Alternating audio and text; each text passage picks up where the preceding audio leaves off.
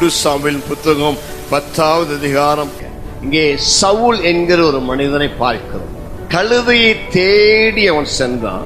கழுதையை தேடி சென்ற அவன் பிறகு கர்த்தருடைய ஆவியானவர் இறங்கி வந்தார். அவன் வேறு மனிதனாக மாறினான்.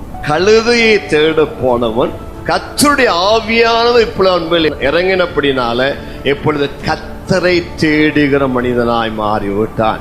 கழுதை நீ தேட வேண்டாப்பா, நீ கர்த்தரை தேடினா போதுன்னு சொல்லி கர்த்தருடைய ஆவியானவர் உள்ளத்தை மாற்றினார். வேற இருதயத்தை தந்தார். அவருடைய சுபாவத்தை, பழைய சுபாவத்தை மாற்றி ஒரு புதிய சுபாவத்தை தந்தார். இன்றைக்கு நான் உங்களுக்கு சொல்லக்கூடிய வார்த்தை என்னவென்று சொன்னால், சவுலின் மேல இறங்கின அதே கர்த்தருடைய ஆவியானவர் உங்கள் பேரிலும் இறங்கி வரப்போகிறார்.